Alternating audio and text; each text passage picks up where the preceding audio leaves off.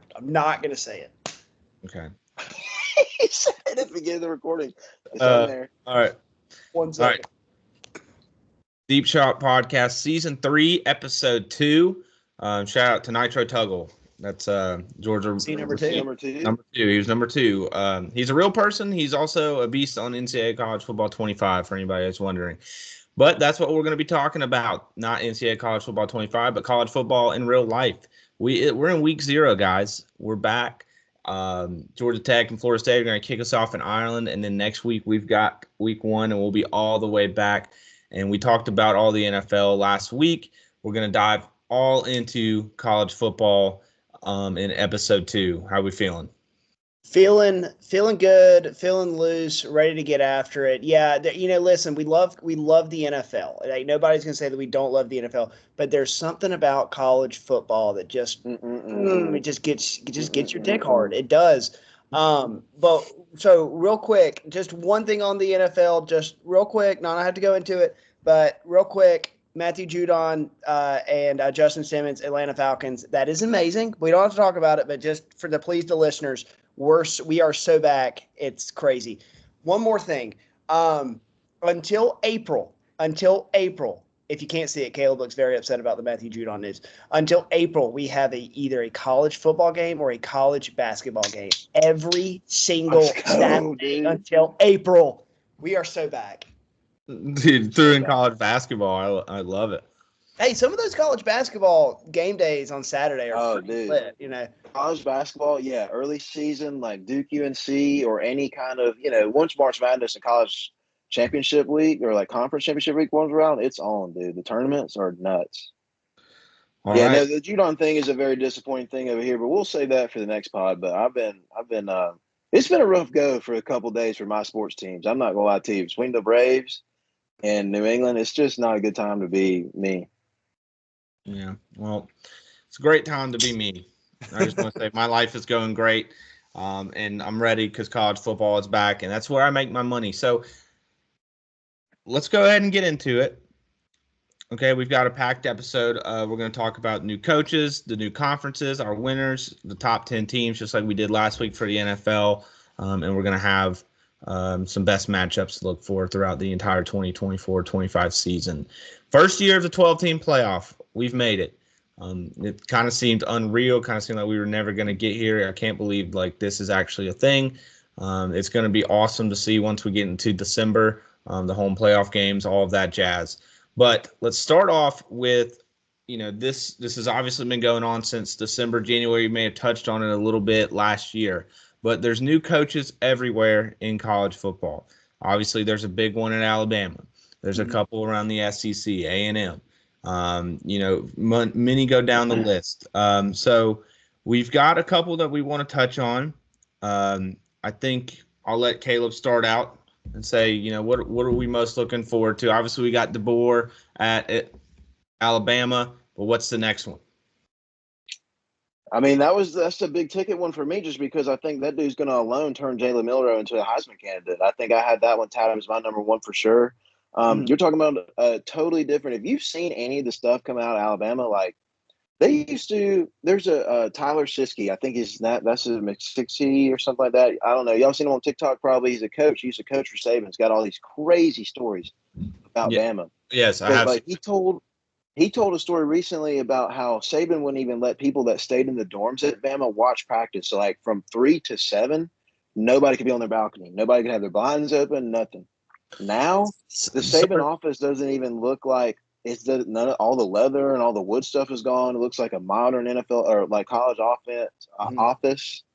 They got people at practice, the press is there. They're recording stuff. They're doing all kinds of social media, this and that. And just I think the morale, there's less pressure to perform, and Milroe doesn't have to battle his way into earning the trust of Alabama fans because he got them to the Rose Bowl last year when some of the Bama fans I know thought that was one of the worst teams Bama's had in years. So I think he was a catapult to all of that. And I watched him in person last year playing against LSU, which was probably his career-altering game. I mean, he went absolutely off last year, and I'm excited to see what Kalen DeBoer is an offensive mind who, Michael Penix was really good now, okay, but they were an offense to fear last year.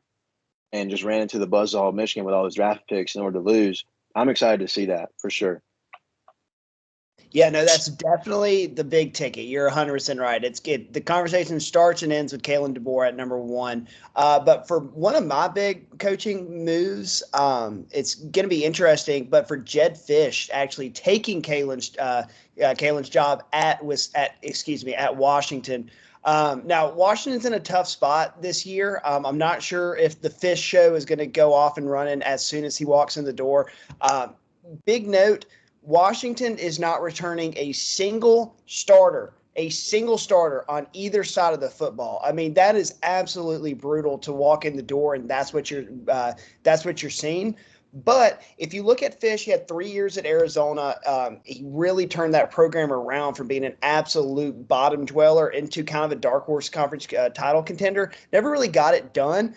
But I think if we give Jedd Fisch some time, I think that we can look back in about 3, maybe 4 years, and Washington is right back in the fold, just like they were this year. Michael Penix is going to be really hard to replace.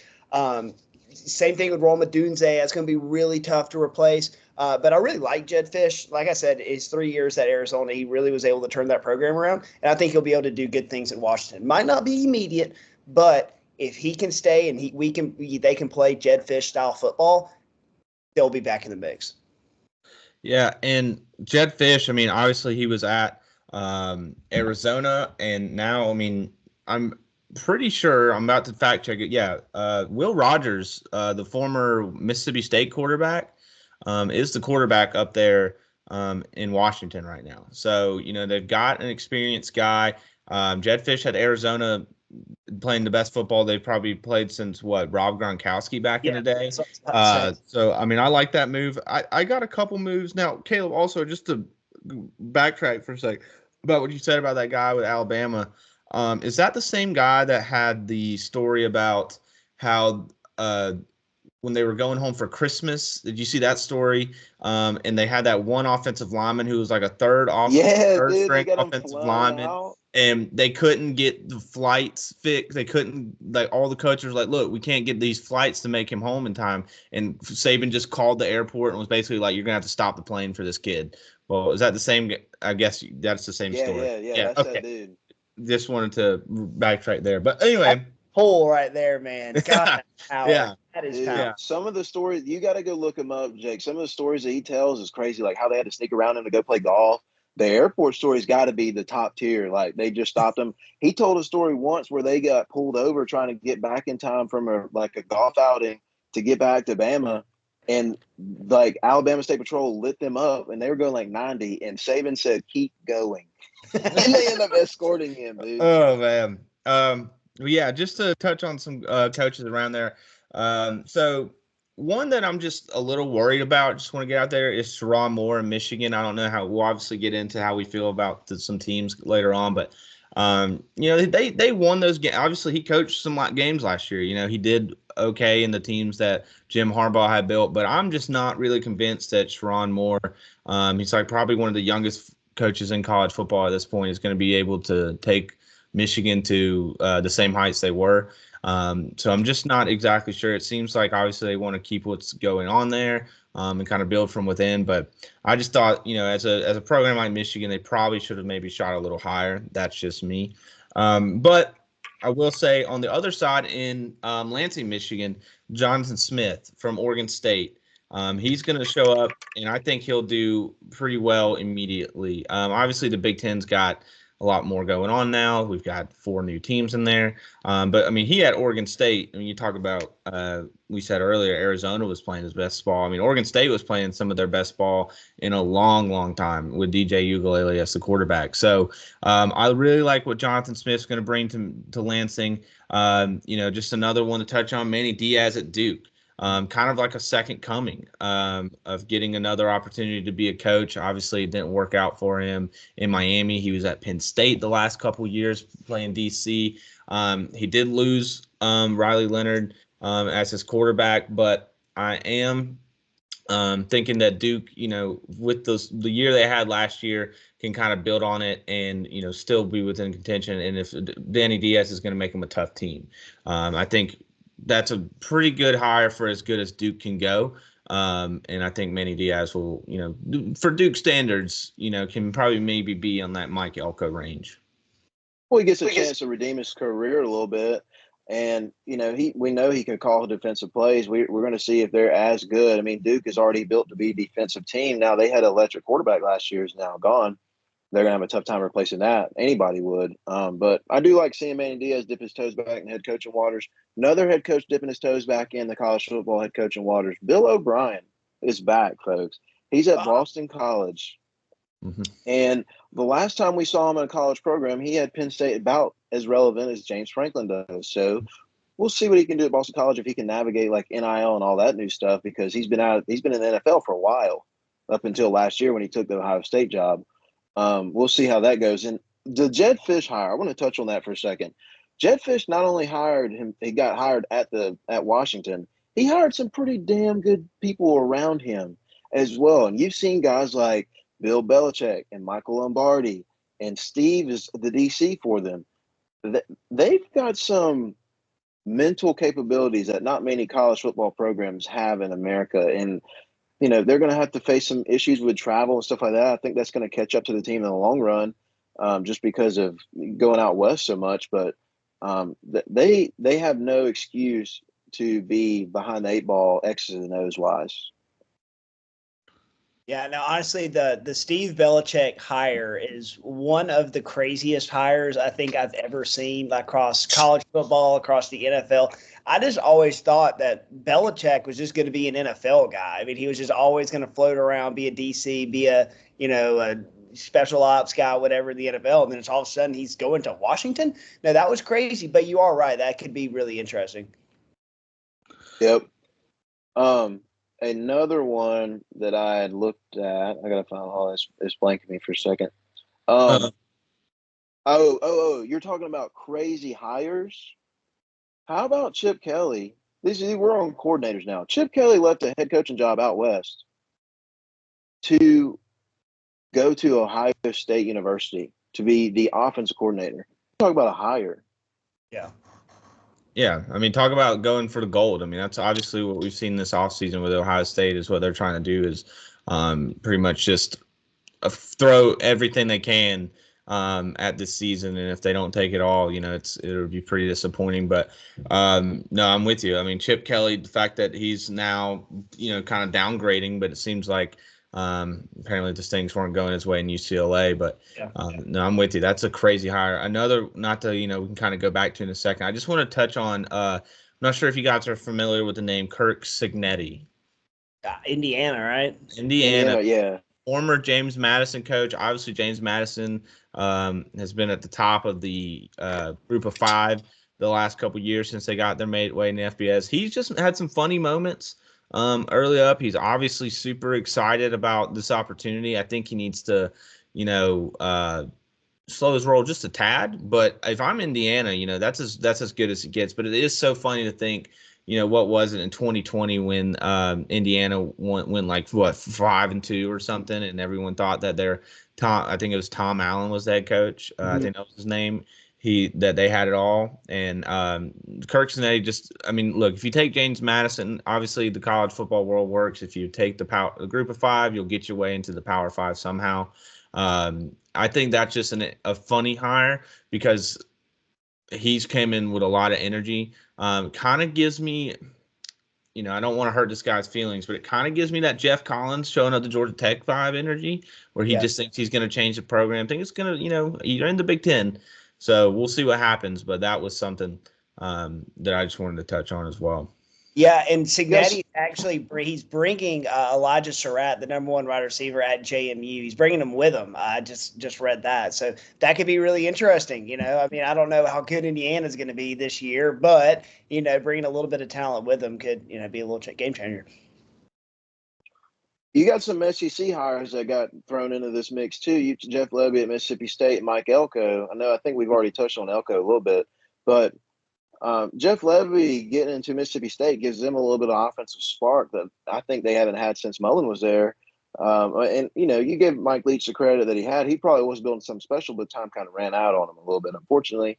But this is a fresh breath of air for Mississippi State. It's a program that we've seen at the top of college football, and it's fun to have the cowbells ringing whenever those dudes are relevant. For sure. Yeah, you're right. And then Mike Elko, I mean, just to touch on it again, Mike Elko going back to A&M. He was the defensive coordinator there just a couple years ago before he went to Duke. He's got a tough test in week 1 against Notre Dame coming into Kyle Field. I'm not sure how, I remember December, whenever that all was going down. You remember A&M thought they were getting Mark Stoops. That was the big deal, and everybody made a big hissy fit. And then all of a sudden they just ended up with Mike Elko, which seems about just as even. So we'll see what happens. But I think just to get a take out there, I think A&M fans and A&M as a program, needs to realize that Johnny Manziel was and will be the greatest thing that ever happened to them. So they're not ever going to get back to any sort of relevancy. They haven't ever. They had that one. They can't even dominate their own state. No. Yeah. And that's over now that Texas in the SEC, like all that Texas A&M recruiting they've been getting, it's going to be taking a step back. But you're dead right talking about Johnny Manziel is going to be the best they ever get. And then you could take one step and say, well, fuck, Mike Evans is the best they're ever going to get as well. They're not bringing any more Mike Evans than Texas A&M. Yeah. Myles Garrett. Unless something changes here quickly, that is just simply not happening. Those guys will be going. All the talent they paid for the last 2 or 3 years in their recruiting cycles have left. They're like the only dude that's really there is like that Evan Stewart kid that's a receiver, and he's really good, but he's not Mike Evans. Walter Nolan, I think, or was it Walter? Yeah, I think that's his name. He's the DN. He transferred to Ole Miss. That was a get, and I'm going to touch on that later because Ole Miss is going to show up here in the podcast, I'm sure, a bunch. But they just, even if they get talent, they can't hold on to it. So just to touch on a couple other head coach hires, Fran Brown, he was a D-back coach at Georgia. He's now the head coach of Syracuse. That's where Kyle McCord, former quarterback at Ohio State, is now. And then Deshaun Foster, UCLA coach. He obviously press conference god. Yeah, I was about to say, if anybody saw that was quite a scene. And then I just wanted to ask you guys if you guys know where Derek Mason is now the head football coach at. Former Vanderbilt head coach. I have no idea. I'll be South Alabama. No. Middle Tennessee State. Oh, I was close, dude. Come on, I'm not too far off. Yeah, so just a fact out there. But where was he at before that? I'm not sure, but I just looked it up and I was looking at head coaches around the new season. He is the head coach of Middle Tennessee State football. So I think that Fran Brown loss for Georgia is huge for their recruiting. Them and Dell McGee both leaving is going to impact the roost that Georgia's had a little bit in recruiting the state of Georgia. We'll see. All right. Well, those are kind of the big head coaching moves around college football. Let's talk about the teams. Let's talk about conference realignment. It's finally here. SEC, Big Ten, Oklahoma and Texas are in. Oregon, Washington, USC, UCLA, they're all in. Can't forget about Stanford, Cal, and SMU. They're all in. Everyone has moved around. Utah, Colorado, Arizona State. They're all in their new conferences. So we're going to talk about the big Power Four. Let's just go ahead, real quick. Oregon State or Washington State? Who wins the Pac-2? I'm going Washington State. Yep, I'm going to also Washington State. I'm going Oregon State. All right, well, we'll come back to this at the end of the season. We'll see what happens. But where's the conference championship game at? In Hawaii or something? What are they doing? Dude, that's interesting. Are they doing a conference championship? They can't, right? They got to be at large bids for sure. No shot. Yeah, imagine they were just like, the Pac-12 winner gets an automatic spot in the playoff, and they're both like 4. All right. Well, let's talk about the conferences. Let's start off just go in alphabetical order here. So we'll start with the ACC, the Atlantic Coast Conference. Like I said, just mentioned they have SMU, Cal, and Stanford that have joined the league. Other than that, it is still the same old run-of-the-mill mid-conference that it has been for a while. Now, there's obviously the teams at the top, and I'll just go ahead and start off. So we're going to be given our winners of the conference here, as well as who we think they'll be playing in their conference championship games as a second place team. Look, I think when you look at the ACC, it's obvious to think the same teams are going to be at the top. Florida State, Clemson, you think maybe a little bit of Miami with Cam Ward and what they got going on there. NC State kind of sneaks up around. I don't think anything we're expecting much out of teams like Louisville or North Carolina with as much as they've lost this last season. So when you look at the ACC as a whole, it's hard to imagine any of those teams are going to come out other than the ones I just named, that are going to come out victorious. So what I want to go ahead and just get out there is I think Florida State is going to win the ACC again this year. I think, one, DJ Uiagalelei, as much as I'm not exactly sure about how great he is, he did have a decent year at Oregon State. In a Pac-12 conference that was offensively loaded last year, so that's good for him. But it's a different type of pressure now. Florida State is obviously the biggest team with a chip on their shoulder coming into this season after what happened last year, and they have a lot to prove. They're the first game that we're going to see on Saturday when they play Georgia Tech. As much as I like to look and say Georgia Tech plus 11.5 looks nice, I'm not exactly there yet, but I do think Florida State's going to be a good team. Okay, they still have plenty of talent around the ball. They did lose Jared Verse, but they will get a couple transfers. They've got a transfer from Georgia, Marvin Jones Jr., who's an edge rusher, as well as the defensive back Earl Little Jr. from Alabama. So they're getting SEC guys in there, as well as a couple transfers on the offensive side.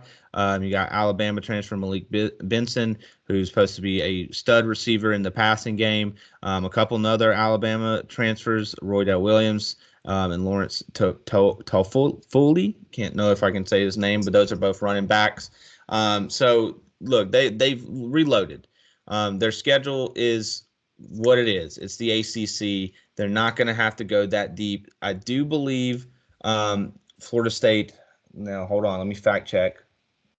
Okay, they do have to play Notre Dame. That's not a conference game, but that will be a really good game to watch in early November. But when you look at the rest of it, I mean, they're playing Georgia Tech, Boston College, Cal, SMU, Clemson, which I can talk about as well. I don't think Clemson's going to be that great of a team this year. I think Clemson, obviously on the defense side of the ball, on the front seven, they're good. They're always going to be good. But it's the same thing. Dabo didn't go through the portal. Dabo's kind of, he doesn't really have his OC or DC of the days that he was that good. And I'm just not convinced about them. So I do think who they'll be playing in the ACC championship is Miami. I think Cam Ward is the most dynamic quarterback that Miami's probably had in a very long time. He obviously killed it for Wazoo last year. Obviously, the team didn't go that great, but we remember back in September and October, we were talking about Cam Ward for Heisman early on in the year. He's going to be the dual threat that they need to take it over. And as long as Miami just needs the ball against Georgia Tech, they should be doing pretty well and winning football games. I think Miami's going to have a pretty good year, but I think Florida State is just kind of head and shoulders above everybody else in that conference. And I can't, with good feeling and putting it on a podcast and putting it out for the world to hear that anybody else other than Florida State is going to win the ACC this year. I don't hate the Florida State pick. I do think they will be better this year, but I'm not taking them. I am going to take the Miami Hurricanes to win the ACC this year. I think you said it perfectly.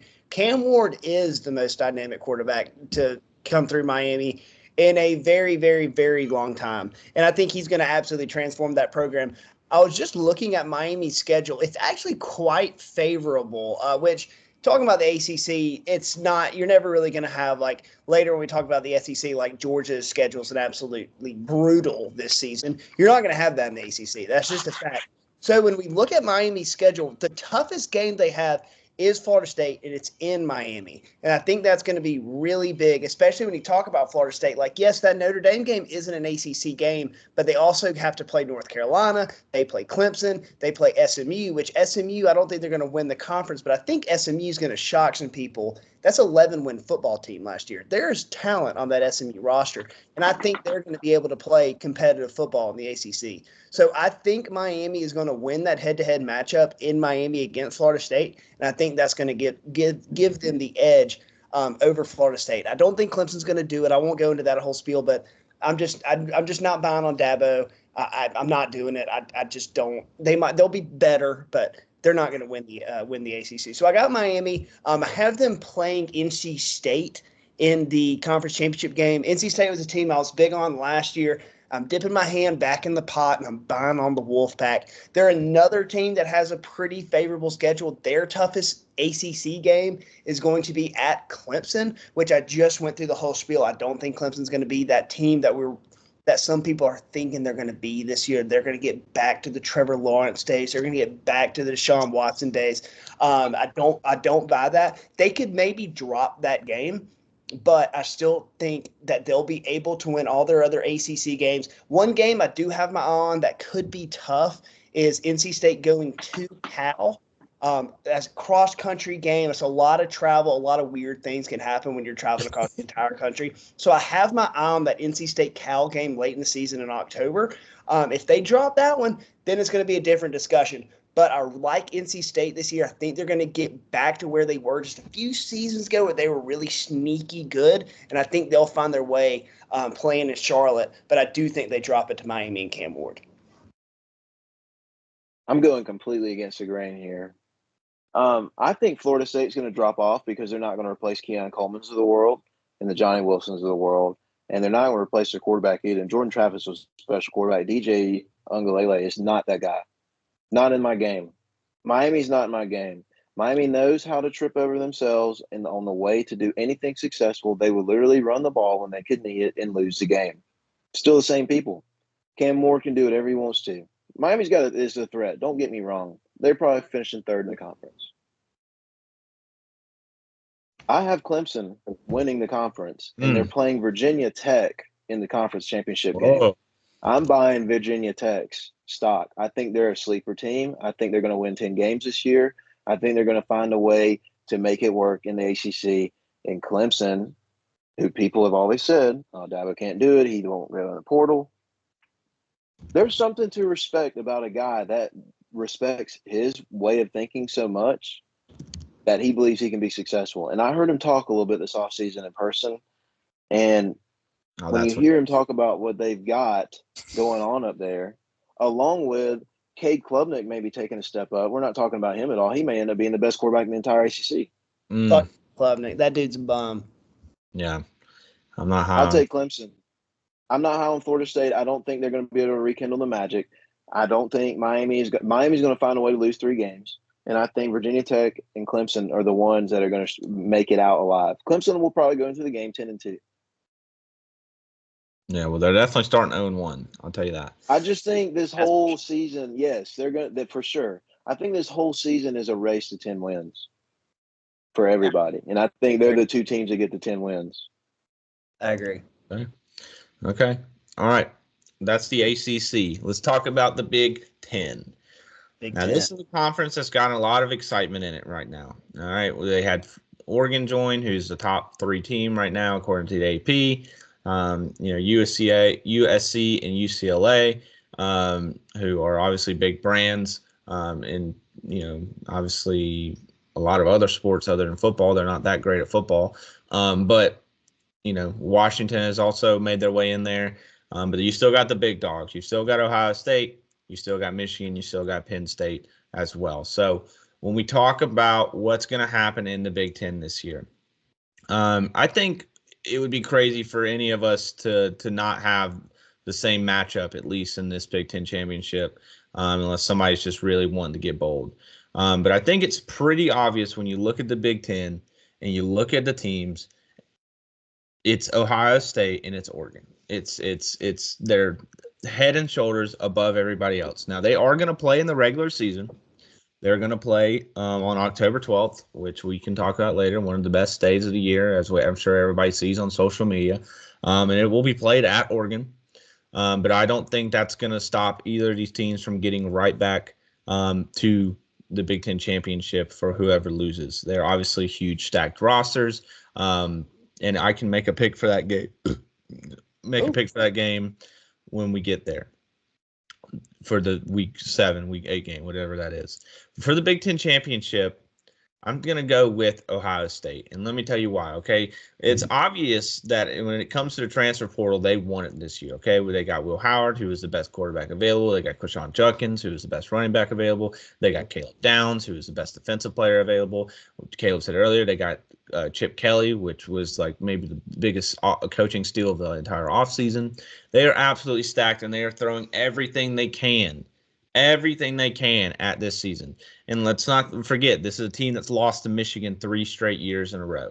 Okay, they obviously got to play in the playoff 2 years ago against Georgia and kind of, not have to worry about it that much, but they've been cucked 3 years in a row of being the Big Ten champion. I like Dan Lanning. I like Oregon. I think they're second place. Okay, I really do. And I think Oregon obviously is getting into the playoff. They've got a good team. Dylan Gabriel, Tez Watkins, the whole crew over there. They're well coached. Both these teams are. But I think Ohio State really has. I mean, if you just look at everything they've done, that it would be a real disappointment if they weren't going to win the Big Ten this year. They may not win that game at Oregon. I don't know. I want to say until we get there. But if we're making the preseason predictions, I'm going to go with Ohio State to beat Oregon in the Big Ten championship game in Indianapolis. I think it's actually, is the game still in Indianapolis or did they change it? I think yes. But anyway, I like Ohio State. They haven't won the Big Ten in 3 years. I mean, this is something that that is their main goal to start the season, is to win the Big Ten. And they're obviously going to beat Michigan. I'll tell you that right now. They're going to beat Michigan as they get to play the game at home, and they've lost 3 straight years in a row, and Michigan's not going to be the same team even close. But I'm going to take Ohio State over Oregon. It's going to be a hell of a game both times. But I'm going to go with the Buckeyes. They have a lot to prove this year. And as much as Oregon's going to be a good team, first year in the Big Ten, I think they'll make it to the Big Ten championship, but that's a whole different style of football that they're going to have to go play throughout the season, and it might rough them up towards the end. I like the pick. I like Ohio State this year. I think they're going to be really good. You hit the nail on the head when you talked about all the transfers, because it is hard to say that they did not win the transfer portal with Judkins, with Downs, with Will Howard. But I am going to go with Oregon to win the Big Ten this year. And I think that pick is really going to be a lot of Dan Lanning. I'm just buying so high on Dan Lanning this year. I think he's going to be great. Also think that Dylan Gabriel is going to be great last year. You look at his season he had at last season at Oklahoma. He threw for 3,600 yards, 30 tuds, and only 6 picks. The dude was absolutely dealing. He's a 6th-year senior. He knows the game. He knows the offense. I think he's going to be firing at all cylinders. And really, if you look at Oregon's schedule, obviously the 2 toughest games of the season are Ohio State and Michigan. We'll get to Michigan later, but I really think Michigan takes a drop-off this year, losing JJ, losing Harbaugh, losing a lot of players on defense. I think they're going to take a step down. I think Oregon wins that game in the Big House. And then that only leaves that Ohio State-Oregon game in Eugene. And I think Oregon gets the edge in that. I think it's going to be a great game, but I think that home field advantage is going to play a factor, and I think Oregon wins that game. So if they can win those 2 games, we're talking about an undefeated Oregon Ducks team in this first year in the Big Ten, if they can get over those 2 humps. So with that said, talking about the schedules, I want to go through Ohio State's schedule, because they have, in terms of their schedule, it is pretty tough. They're at Oregon. They're at Penn State. And then they got Michigan at the end. And I know I just said that about Michigan taking a drop-off, but we all know in the game in the last Saturday in November, it is going to be a heated game. It's going to be hot. Those Ohio State-Michigan games always end up tight. And I think that Penn State is going to be on the other side of the field in Indy against Oregon. What? I do, because if you want to look at Penn State's schedule, find me 2 losses on Penn State's schedule. I will even give you the Ohio State game. I will take that as a loss. They are at Penn State in that game, and we all know that Penn State has a crazy home field advantage. That might be a whiteout, a little night game. Who knows? That could be a crazy game. Outside of that, let's say they drop that game to Ohio State. Where is their second Big Ten loss? USC? I don't think so. If they beat USC, where is that second loss? Where is that second loss? I don't see it. I do not see it. I can't find it. And if that Ohio State game is their only loss, I think there's a really, really, really good chance that Penn State is able to get in that second spot. And I'll say this, with the expansion, with going to 12 teams, it is hard for me to find another program that benefits more than Penn State, because year in and year out, they've always had issues beating Ohio State and beating Michigan. They don't have to play Michigan this year. They don't have to play them. They're off the schedule. They only have to worry about Ohio State. And if they can somehow take care of business and beat Ohio State, I think there's a very good chance that Penn State can go undefeated this year, especially if they can hold off USC, which I'm not really high on. There's a really good chance. There's a very good chance. I don't hate in terms of the schedule looking at it. I mean, I totally agree. I looked at it earlier, and I mean, I'm high on Penn State as well. But I just think they're a team. I don't think they're going to win the Ohio State game. I mean, and even if they do, I think they find a way to lose a game somewhere in there. When you look at it and you look at the spread, when you look at just favoritism, I'm totally with you and what you're saying. But they just, James Franklin and Drew L.R., he's got a lot of stepping up to do, which I think he will. Sure. But for sure. I do just think they're one of those teams, they do got to go play at Wisconsin. They got to play Washington. There's at USC. I mean, you're right. I don't think they'll lose that game, but who knows? It's just I just think Penn State's one of those teams that's going to slip up at some point, but I do think they will be good. They're third place for me. Yeah, and there is a very good chance that James Franklin. There's a very good chance that happens. But when I look at that schedule and I compare it side by side from Penn State and Ohio State is going through a fucking gauntlet. And I know they'll beat Iowa, but they even got to play Iowa. That's another ranked game that Ohio State has to go through. Ohio State has an absolute gauntlet. And we'll get to Georgia in a second, but they are kind of in that same boat that Georgia's in, where they are playing, without a doubt, the toughest schedule in the conference. And they could slip up. They could absolutely slip up, lose 2 games, still be in the playoff, but just not have that record to go up against a potentially undefeated Oregon and a potentially 11-1, 12-0 Penn State team. Georgia's not playing the toughest conference schedule toughest schedule in the conference. I can tell you that right now. I'm a fucking fan of the team that is. That's not the truth. Well, I'm talking about contenders that have a tough schedule. Nobody's worried about the Florida Gators. So to you saying find me Penn State second loss, I say find me Ohio State second loss. If they drop the game to Ohio State's got the tiebreaker.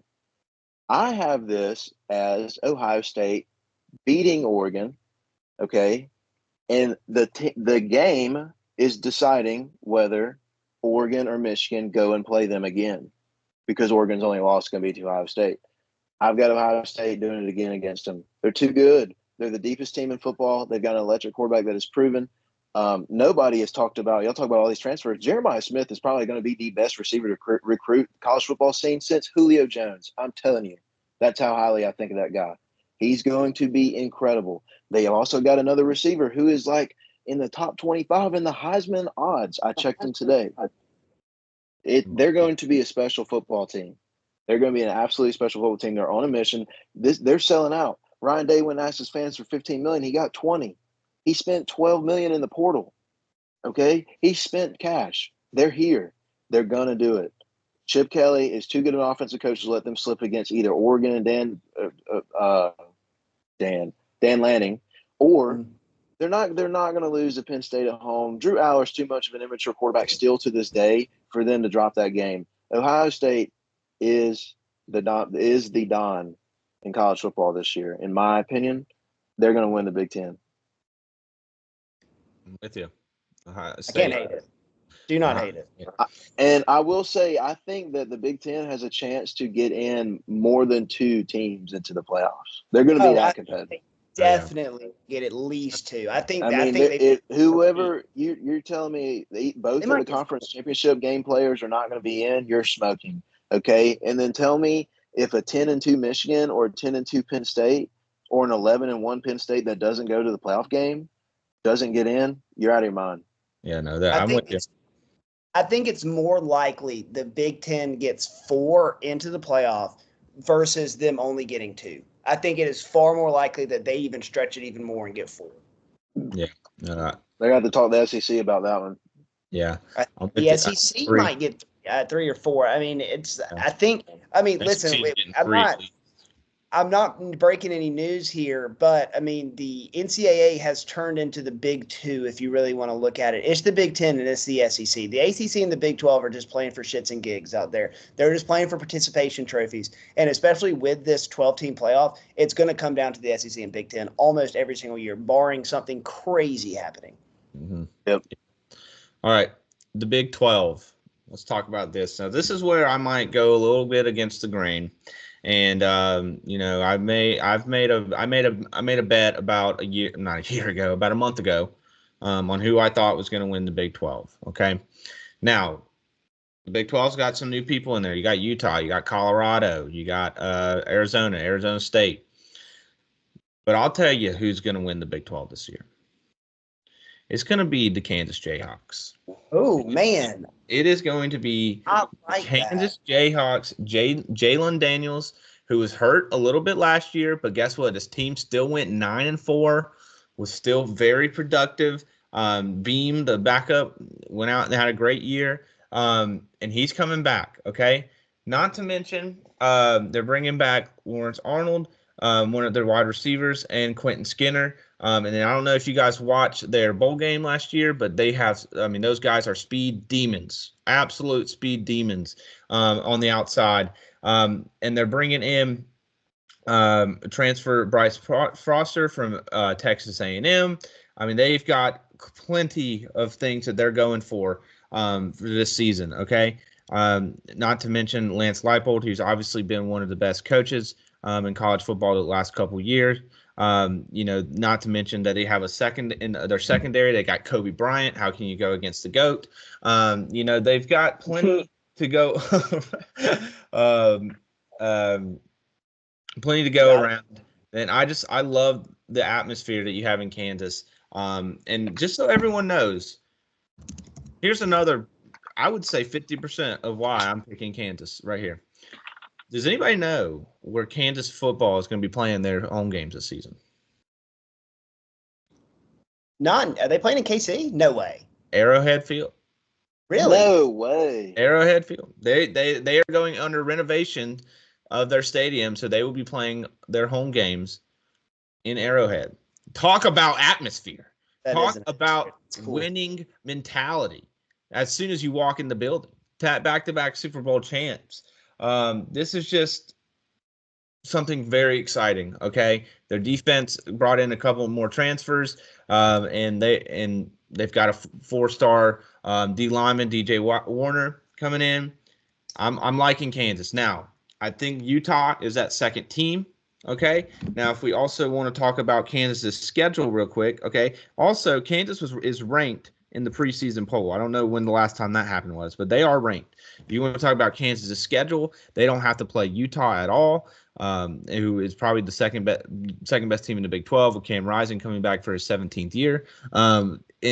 When you look at the schedule, they play West Virginia, TCU, Arizona State, Houston. Those are 4 wins automatically. Kansas State is going to be their biggest game. Obviously, it's a rivalry game. They'll be up for that. It'll be at Kansas State. But after that, it's Iowa State, BYU, Colorado, and Baylor. I mean, if any loss is in there, it's the Kansas State. I have Kansas having an spectacular year this season and winning the Big 12 at plus 775. By the way, so I will cash in at the end of the year. But I think Utah as well will be a good team. Utah is going to be able to run everybody over. Utah's always been good. And when they meet in Dallas, it is going to be a fire show. Kansas versus Utah. I got Kansas going to the playoff this year in the first year of the Pac-12 team. I really, honestly, really like that Kansas pick. They're really good in college football 25. Also, Jalen Daniels is very fast. Yeah, and not mention their running back, Devin Neal, who was a preseason All-American in some polls. So, I mean, he is a stud. So they've got offensive weapons all around the field, and with Jalen Daniels coming back, he did, like I said, he only got to play a little bit last year, and they still went 9-4. And when he's back on the field, it's going to be different. I'm high on Kansas, very high on Kansas.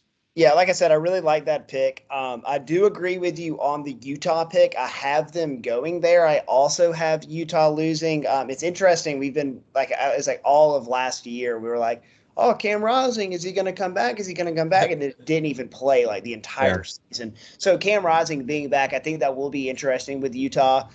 Being their first year in the Big 12, I do like that. I think Utah is going to be representing the Big 12. I do see them losing. The team I have winning the Big 12 is the Oklahoma State Cowboys. I love Mike Gundy. I've always loved Mike Gundy, but the majority of this pick has to go with, which you could make the argument, the best player in college football in Ollie Gordon III. That dude is an absolute firecracker. He can catch the ball. He can run the ball. He's an absolute menace.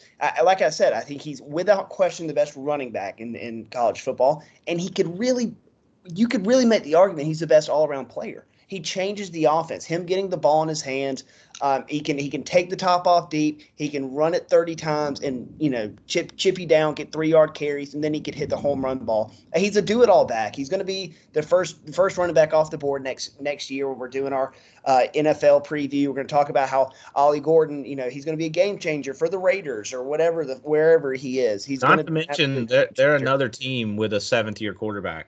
They are. That was my next point. Alan Bowman, an absolute gunslinger behind center. So that they have a guy they can run the ball with, and they have a quarterback who can stretch the field. And that is the two things, especially when you talk Big 12 football, those are the two things you need. You need a fearless quarterback who can stretch the ball down the field, and you need a running back who can do all that I just said. Take the top off, run it between the tackles, run outside, catch the ball in the backfield. They have all these things. And then on top of that, you got the mullet. You got Mike Gundy. And I love Mike Gundy. His press conference at the Big 12 media days was a little suspect. Talking about how Ollie Gordon really wasn't that drunk. Mike, I would probably just keep those comments to yourself. That's probably not going to look great in the public eye. But he had a point. I'm just kidding. Before I get canceled, I'm just kidding. Should be driving drunk. But yeah, no, I love Oklahoma State this year. I was looking at their schedule. They don't have an absolute cupcake. Actually, I'm wrong. I was getting mixed up with Utah. The hardest game for Oklahoma State is the same team that you talked about with Kansas is Kansas State. So if they can get through Kansas State, I see them. Let's see, they got Utah. They got Utah at home. I think they win that one. They got Colorado at Colorado. Colorado's going to suck this year. So, yeah, I like Oklahoma State a lot this year, especially offensively, especially with Ollie Gordon.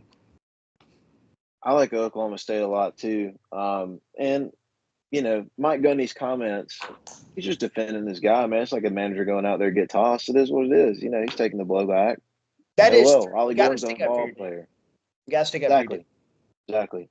I've got the same game that Garrison's got, actually, except I've got it flipped. I think Utah is too battle-tested and too old, pretty much, which can we get rid of these Brandon Whedon types? Be 7 years, dude. Go get an application or something, okay? We need to get these guys out of ball, okay?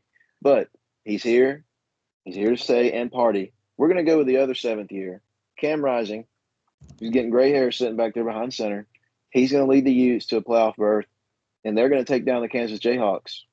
I think Kansas is going to be really good. I may be buying the hype. I might be sipping the Kool-Aid on them a little bit as well, but Kansas is explosiveness on offense, and what they do is unbelievable. I heard another coach in college football speak this offseason. His name is Kirby Smart, and he talked about the teams that they were looking at for offensive innovation. They watched the Kansas Jayhawks, dog. If the best coach left in college football is watching your team, you're doing something special. I'll take them. I think they're going to win 10 games. So race 10 games, I think they'll do it. If they stay healthy, if Jalen Daniels stays healthy, they'll win 10 games. But the Utes, too much back on defense, and the quarterback's there, that tight end, that is a menace that followed Kincaid. is back. They're going to be good as ever. They're going to be under center, running the ball down people's throat, throwing play action. Cam Rising's going to scramble for touchdowns. I'll take the Utes. Okay. All right, let's get to the SEC, the Southeastern Conference. Look, I don't have many things changing. I think it's going to be Georgia and Alabama in the SEC championship once again. Okay, I think it's going to go different this time. I really hope so. Because Georgia is going now. Look, Georgia and Alabama are going to play in week 5 of the season. Now, Georgia. Look, I'm a Georgia fan. It's whatever. Georgia's went 12-0 the last 3 straight seasons. So I'm not. You can say whatever you want. How they got to go to Bama, they got to go to Texas. They're going to win both those games. They're going to win every other game on their schedule, and they're going to go 12-0. I could sit here and go in and on, but everyone knows who I am. You can just call me and ask me why. I'll go through my whole thing. But Alabama, that's really what I want to get to here. So Alabama's first 3 games: Western Kentucky, South Florida, then at Wisconsin. Then they're going to get the bye week before they play Alabama or Georgia. Okay, but after that is about as hard as it gets for Alabama, in my opinion. After that, they'll play Vanderbilt, South Carolina. They'll have the Tennessee game, who I am high on Tennessee. But I think by that point, if Alabama was already with a loss, I think DeBoer, Milroe, they're going to have the things figured out that they need to have figured out to win those games. They're going to have Missouri, who, Missouri had a good year last year. I'm not seeing it coming back. Obviously, they got to play LSU. Still think they're better than LSU, and I'm not so high on what LSU has coming back this year as well. Defensively, they look great. Offensively, I'm not too sure yet. And they're going to play Oklahoma and Auburn. It's just games that I feel like after they've played Georgia, after they've played the best team in college football, they're going to have those things figured out, okay? Hopefully I'm wrong, and hopefully Alabama's totally out of the picture. But I'm not going to be too naive to just go ahead and say, yeah, they're out of the picture. We're not talking about Alabama anymore. I think Alabama is going to figure it out. They still have tons of studs all around the field. And in terms of SEC, they're just smarter, they're better, and they always have been. Obviously, Nick Saban's not there anymore, but I think after playing Georgia, they're going to have some things figured out, and we're going to be talking about, Alabama and how they're still on top of the mountaintop when we get to the end of the season. So I've got Alabama playing Georgia in the SEC championship. I love everything Georgia's got going on. Look, I said last year, for a lot of people that didn't want to listen, that Carson Beck was going to be better than Stetson Bennett, and he was. And now he's a Heisman favorite, the Heisman favorite. Not to mention we've got Trevor Etienne coming in from Florida, who's one of the best running backs in college football. Caleb knows all about him. Not to mention Dominic Lovett, Colby Young, to transfer in from Miami. Oscar Delp, if you don't know the name, get ready. He's no Brock Bowers, but he is about as close as you can get. We've got studs all around the field. The offensive line is one of the best in college football. The defense, we've got Michael Williams, Malachi Starks, Smile Munden. Get those charges dropped today. We've got All-Americans all around the field, and we're going back, baby. And I promise you that. But Alabama is going to be the second-place team in my eyes once again. I like the pick. Not going to be any surprise here. I am going to go with Georgia winning the SEC. I think Georgia, don't want to trigger Caleb again, which, Caleb, I want to make one comment. This time last year, probably the 2 best things you had going for you as a football fan was Matthew Judon and Trevor Etienne. And now we got both of them. That sucks, bro. I feel for you. That's tough. Anyway, back to football. Georgia you really can make the argument. I think the toughest schedule in football, like out of the contenders. I really think there's a good chance there. At Ole Miss, at Texas, at Bama. That's crazy. That is crazy. And as much as I love Georgia, I think we're going to drop one of them. I do think we're going to drop one of them. But the best part about that 12-team playoff is it's not going to matter. But I do think we drop one, but I think that's going to be the only one we lose. So we're going to keep it moving, and we're going to be able to figure it out, and we'll get our way back in Atlanta. For who we're playing, I'm going to go with the Texas Longhorns. And if you haven't looked at Texas's schedule, I would love for you all to pull it up because it is probably the most favorable schedule in the SEC. Yes, they have that game at Georgia, but they got Georgia at home. Yes, they got Oklahoma, but Oklahoma is not the Oklahoma of old. They just lost Dylan Gabriel. They lost. Why am I blanking on his name? To USC. Whatever. We'll move on. They're not the Oklahoma of old. They're not the Oklahoma that we grew up watching. They're not the Oklahoma that had Jalen Hurts. They're not the Oklahoma that had Kyler Murray. So I think Texas wins that game. So let's say that Georgia beats Texas. They only have one loss. So now let's look at the Alabama schedule. Alabama's got, not a walk in the park because they got to play Georgia. They also hold on, I didn't pull up the Bama schedule. Give me 2 seconds. They got to play Missouri, which Missouri I think is going to be good this year. They have to play LSU. I think LSU takes a step up this year. They got to play Tennessee. I think they'll beat Tennessee, but Tennessee's Tennessee, and that's a rivalry game. So who knows? Alabama will definitely beat them, but they got a harder schedule than Texas. So I have Texas. I really like him this year. I love Quinn Ewers. I think that you can make the argument he's the best quarterback in college football. I think it's between him and Carson Beck. But honestly, just taking the homer out of me, I'd probably edge back. But Ewers is right there with him. It could really 1A, 1B in that conversation. But I have Texas. I think that Georgia game is the only game that they may lose. Outside of that, I think they win every other game. They might lose that game at Michigan. That's going to be a pretty interesting week 2 matchup, but that's an out-of-conference game. That's not going to matter when it comes to the SEC championship game. So if they are able to pull off that game against Georgia, even if they're not able to pull that game off against Georgia, they're going to have one SEC loss, and that's going to put them in a really good spot to represent their state in the conference championship. So yeah, I got Georgia over Texas. In my notes, I have Georgia gets revenge on Bama. I think Bama's going to take them down in Tuscaloosa. I think Georgia's going to not lose another game because they're going to be pissed the hell off. I think Bama's going to drop 1, maybe 2. We'll still be the person that sees them in Atlanta. I think Texas is going to lose too many people. They had Xavier Worthy and A.D. Mitchell outside for a stud quarterback. We don't know who they got out there now that is going to be at that caliber. We're talking about 2 first-round talent wide receivers. Byron Murphy's gone. The other talent that they had on D-line is not nearly as sufficient as what it was. I think Bama offensively has enough prowess to still go. I think their defense is going to be fine. I think they've got dudes still. And I think they're just going to play with different, flavor of football. And I think Georgia is now the king. They're going to be around every year. You might as well go ahead and get ready for it. And their roster, even Kirby came out and said that he don't think they have as much depth as they used to, but they've got the best dudes other than Ohio State, I think, in college football. Give me the Dogs once again. And I think both SEC teams, obviously Bama and Georgia, will both get in. I think there's a good chance that another team gets in. Oh, yeah, for sure. At least one. All right. Well, let's talk about our top 10, okay? We did this last week with the NFL. We put out a little post for people to look at. We'll have another one up just like this. But let's start at number 10. Okay. For my number 10, I'm going to go with the Tennessee Volunteers. Oh. I am pretty high on Tennessee this year. Look, they have an edge rusher that's supposed to be a top 5 draft pick, and James Pierce. They've got a quarterback who is getting more hype, and they paid him $10 million to show up in Nico. And look, they've got a schedule that I don't think they have a tough game until they got to go play Alabama. And then after that, they've got Georgia. And other than that, I see them winning every game on their schedule. I think Tennessee is going to have a great offense. Josh Heupel is going to have it all going back this year.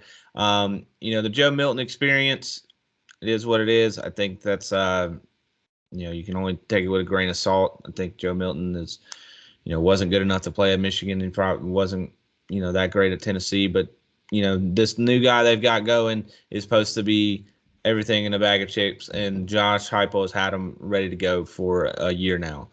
So it's going into his second year of college. He's got the whole system figured out. I like Tennessee to make the playoff this year, and I like them as number 10 team.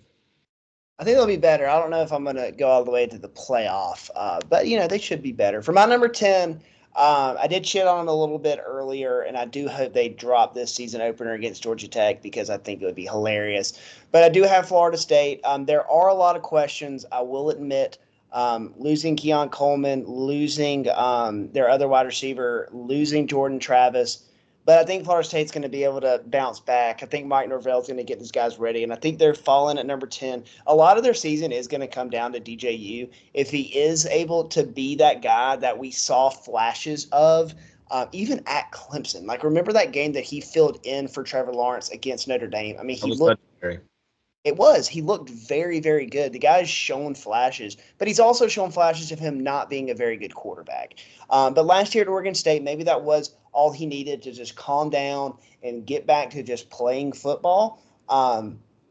And we'll see if that is the reality. If they are able to do that, then I do see them being better. Like I said, I don't think they're going to be the best team in the ACC.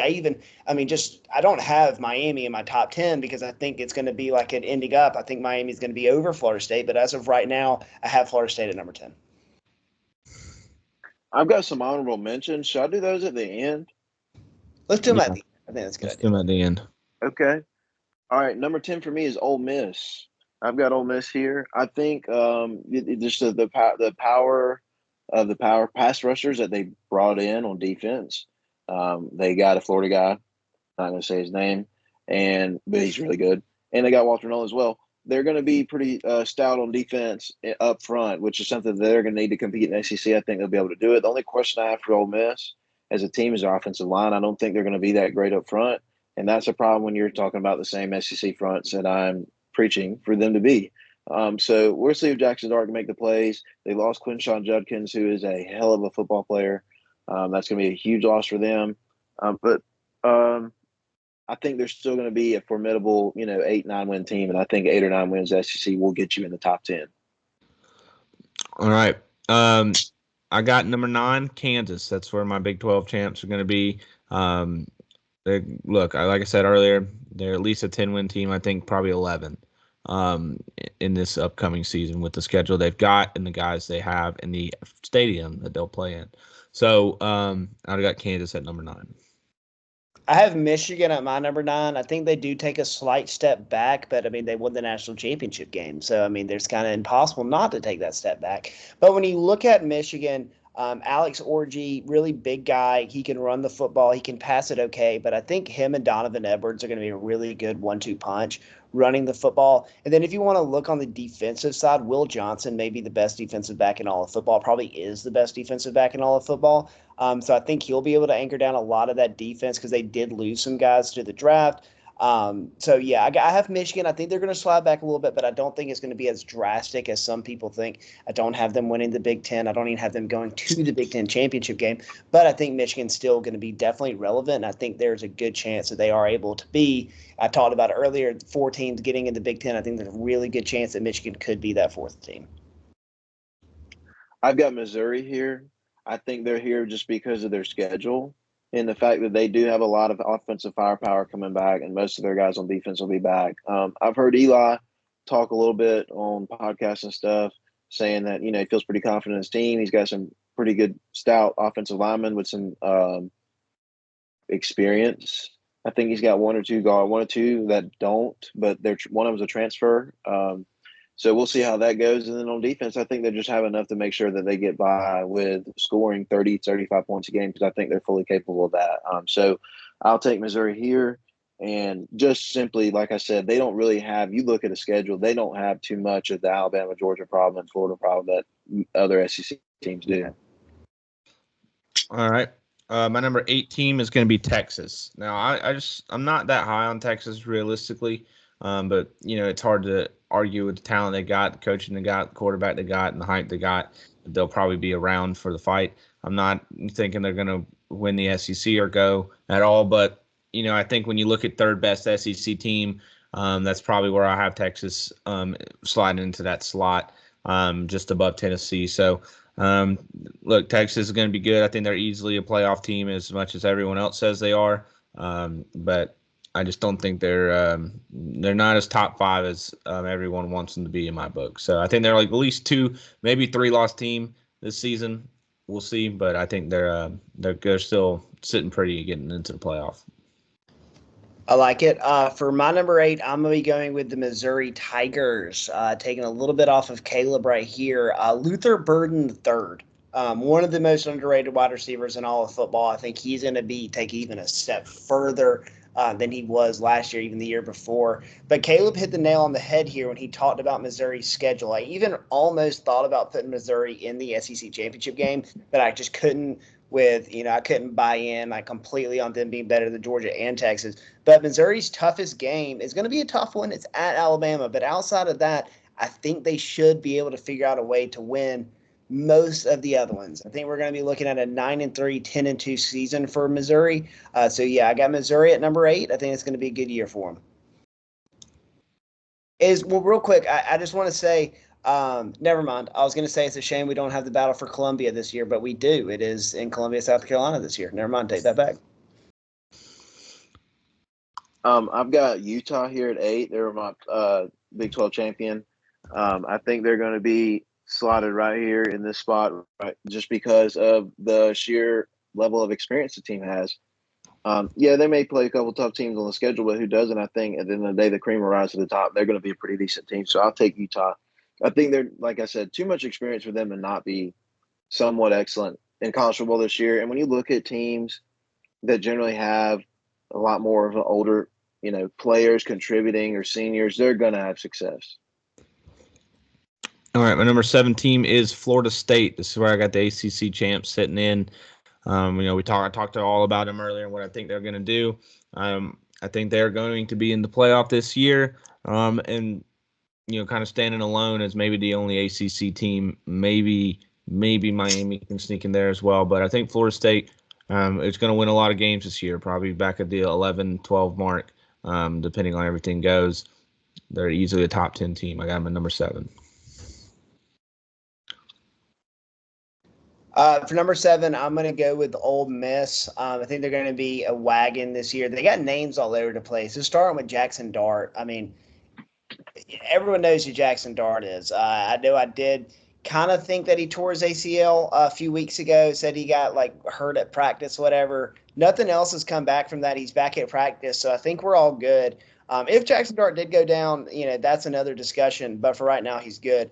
Another couple big names. We talked about Walker Nolan earlier in the episode, transferring from Texas A&M. I think he's going to be really good if he can get his head on straight. Like a lot of those top Texas A&M recruits that we got a few years ago, they're all just absolute crackheads in a lot of ways. They also got Antoine Wells from South Carolina. And there was one other, TJ Dudley. They got linebacker from Clemson. There's just a few names, Logan Diggs, a running back from LSU.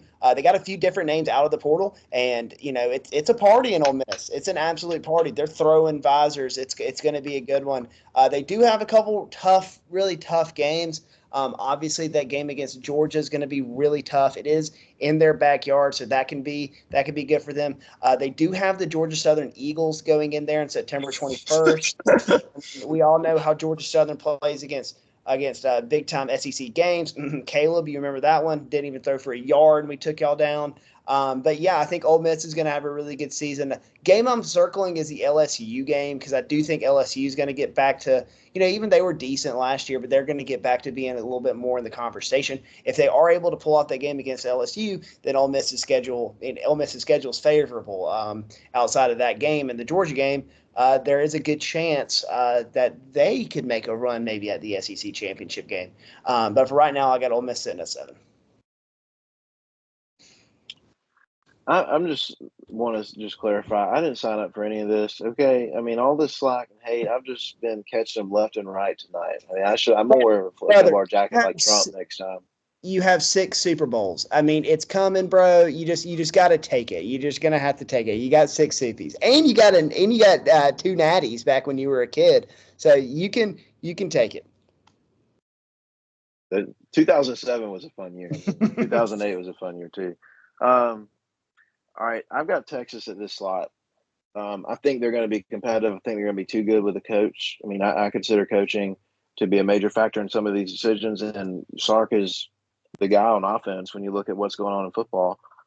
In my opinion, he's the cutting edge. Him and Kalen DeBoer up there in the same echelon for me, and I think he's going to carry them enough to, be competitive. But like I said, I think, and Jake said it as well, they're going to go through a gauntlet. I just don't know if they're going to have enough dudes or depth or firepower to be able to keep up with the Alabamas of the world, the Michigans of the world they got on their schedule. I don't know if they're going to be able to hold up to all of the arrows.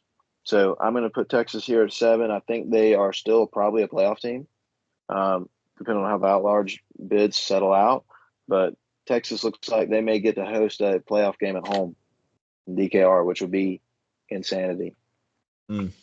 I got Penn State at number 6. Like what Jake said earlier and everything. I mean, I get it. You look at the schedule. Ohio State's probably the only loss you can guarantee they're on.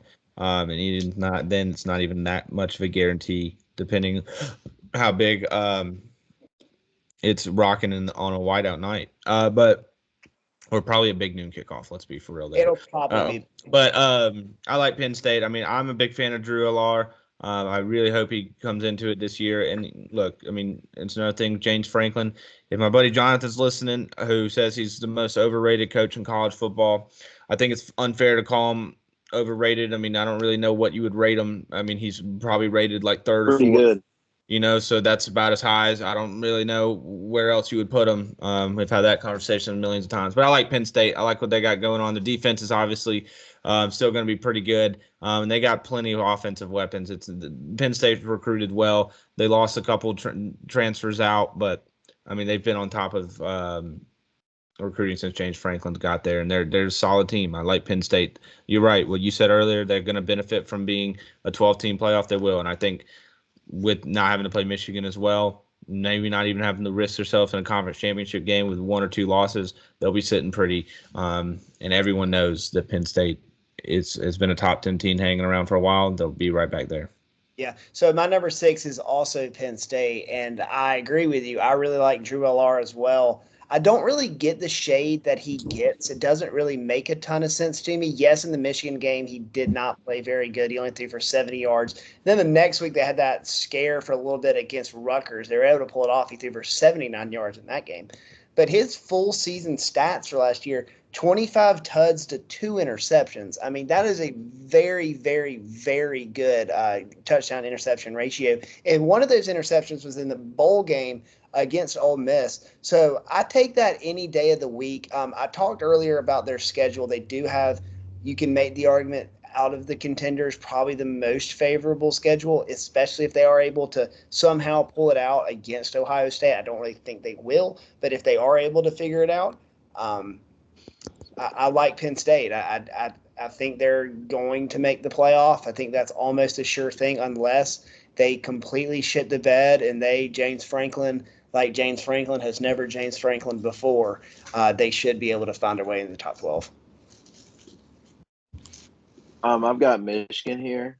I think Michigan does drop off a little bit as well, but I still think they're going to be a strong enough team. And as I said in my conference picks, I think it's going to come down to the game as to who goes to the Big Ten championship. If it's going to be them or Oregon, just because of how the schedule shakes out.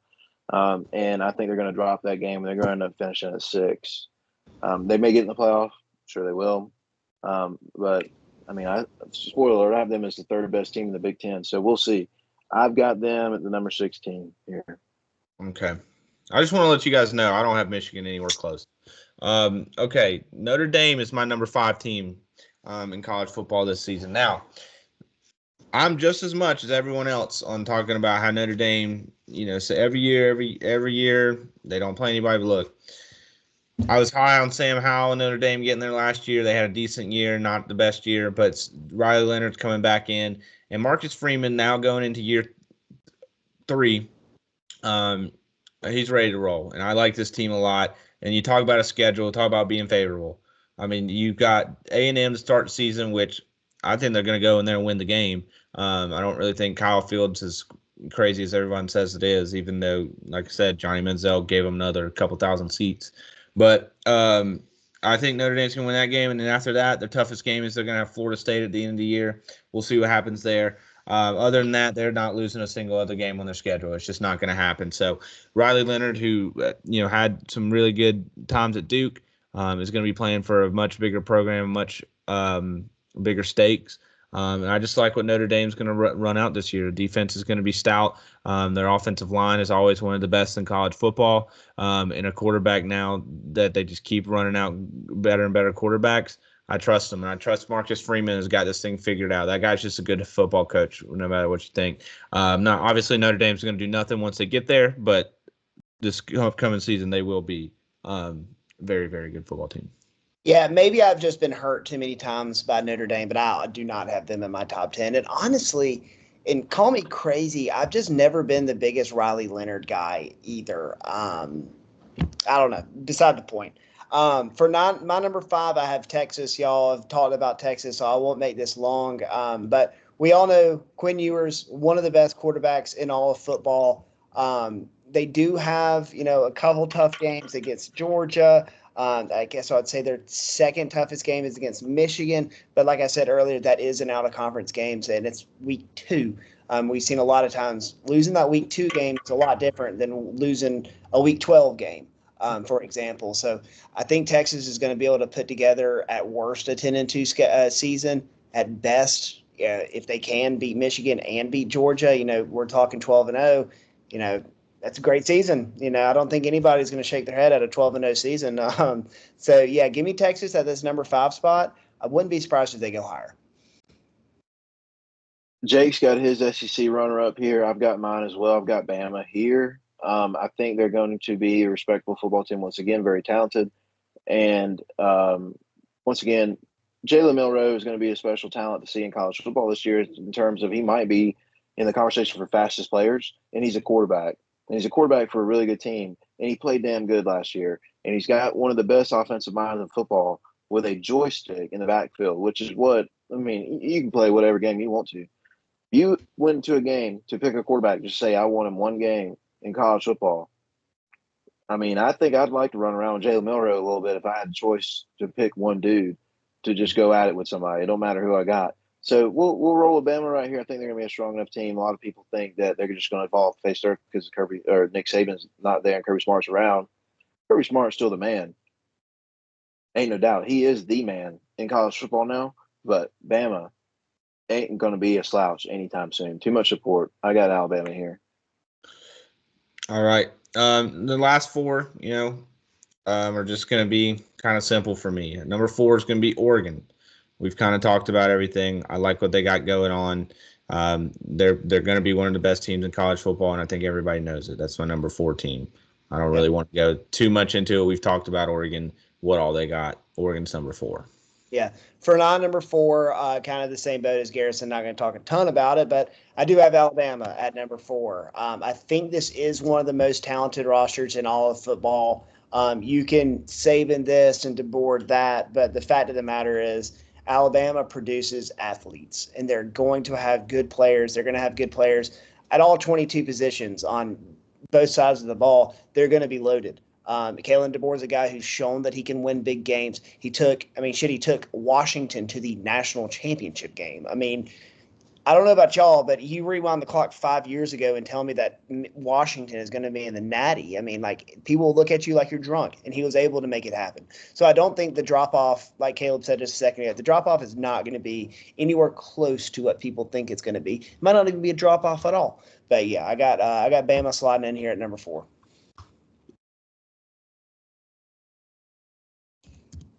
I've got Notre Dame a little high here, but I've got them at number 4. I think they're going to be that good. They just scheduled Independence. They're going to play, I guess their toughest game is Florida State, right? Yeah. Or Clemson. Yeah, one of those two. I think they'll steamroll through that. They got Riley Leonard. Jakes may not be a big fan of him. I am. I think when Notre Dame has a good quarterback, they've got a good chance to play football in the style that they like. I just love watching Notre Dame play.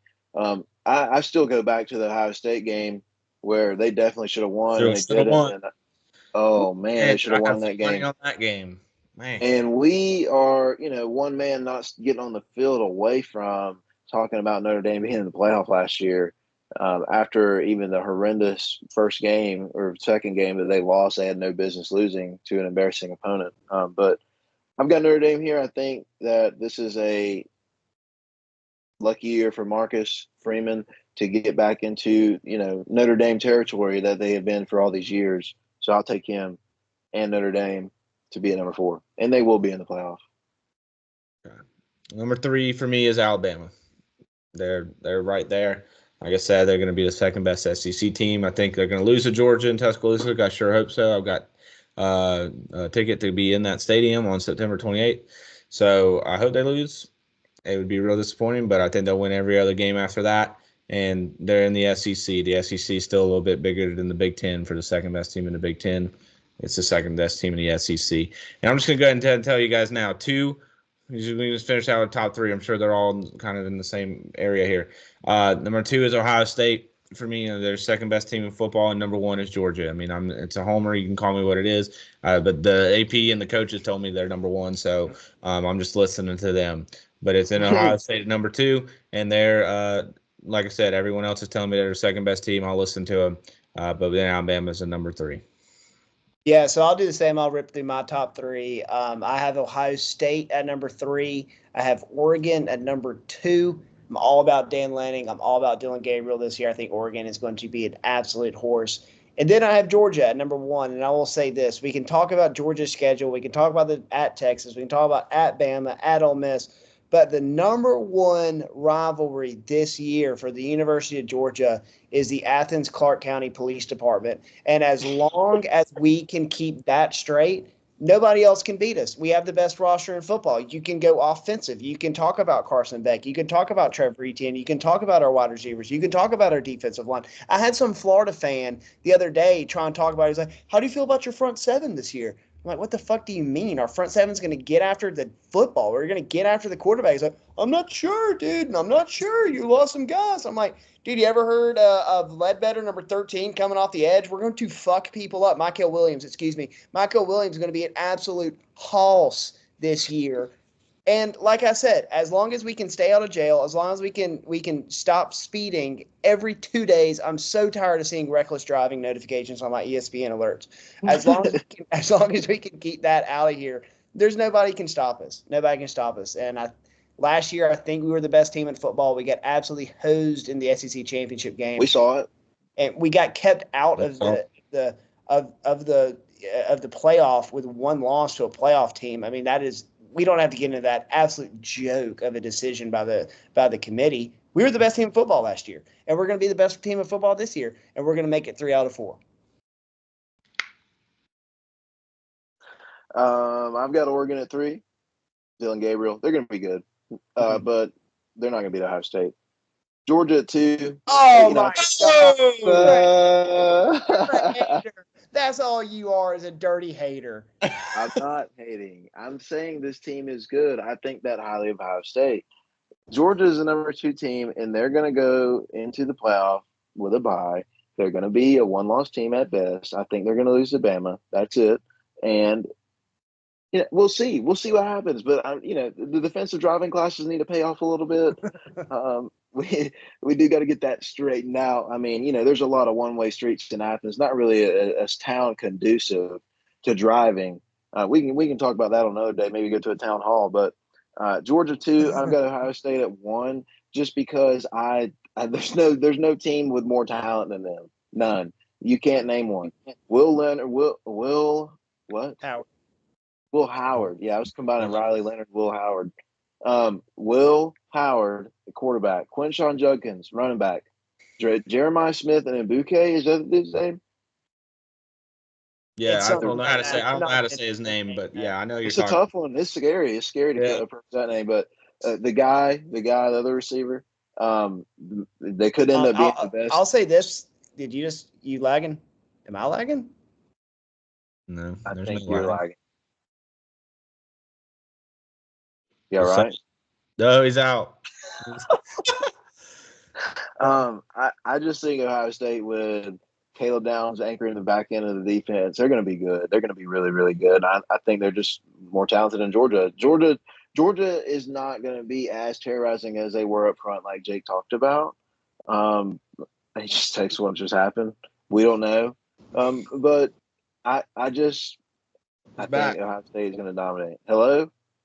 Okay, I'm back. That scared me. I was like, the whole pod's going to be lost. We're going to have to read it. One thing to say in favor of Ohio State is we can talk about Quinshon Judkins, and he is incredible.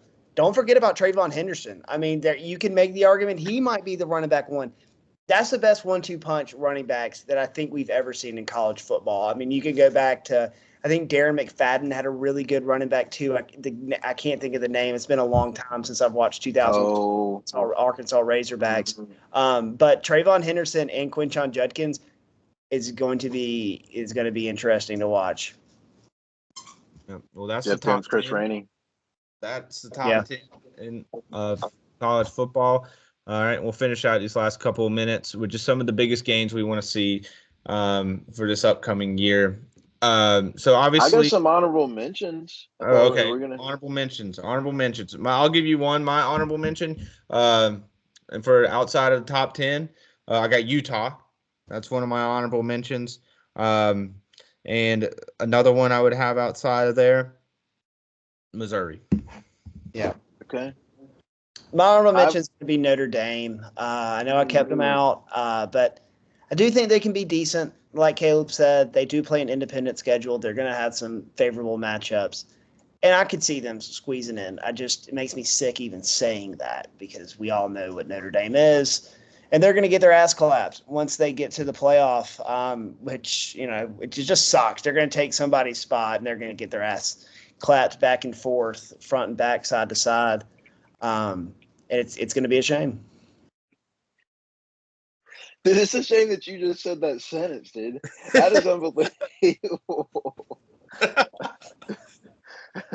Okay. Anyways, I'm just gonna go in order. I ended up making a top 16. I've got my group of 5 though that goes in the playoff. Oh, there you go.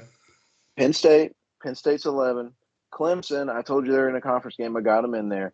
Iowa schedule. I sprinkled while I was in the state of, well, never mind. I'm going to keep that to myself. I sprinkled Gatekeeping Iowa. I'm just saying where I did it at. Anywho, you're trying to get me arrested. I sprinkled. If you're in the state, you can do it. It's not illegal. Okay. Well, I'm just, making sure. I sprinkled a little Iowa to make the college football playoffs because their schedule, I mean, they might have like one loss, dude. That's it. It might. Kansas as well. Talked about them a bunch. Florida State, talked about them a bunch. I just don't think they're going to be as good as what people think. And my group of 5 playoff team, Boise State.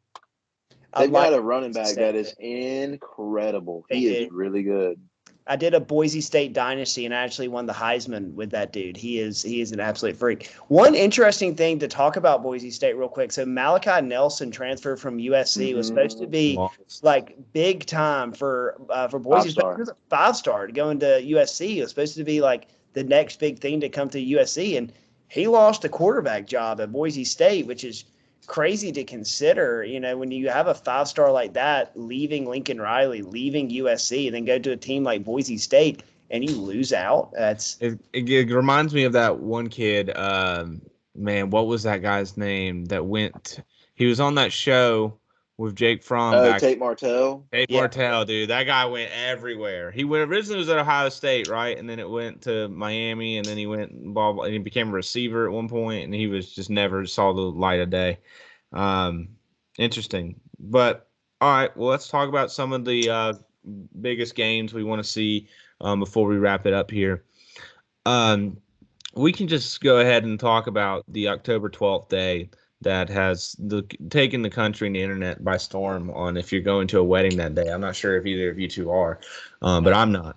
So that's huge. One I might not. I'm loaded on weddings throughout all football season, and I had to get my calendar straight the other day to figure out which games I'm missing, how I'm going to watch them, what we're going to do, and I was pleasantly surprised that I will be able to be in front of a TV on October 12th. It's going to be huge. Yeah, but to talk about our October 12th, that is the day of Ohio State, Oregon. Which will obviously be probably one of the biggest games of the year. Not also to mention Ole Miss LSU will be played in Tiger Stadium. That also is the same day as Penn State USC, if you want to get crazy and talk about that. So just on that day in October 12th, and I feel like I'm missing one as well. Oklahoma is also on that day. Texas, Oklahoma will also be on that day. So the Red River rivalry is set. So just a day right there with 4 bangers of games just to talk about if we want to be in week 7.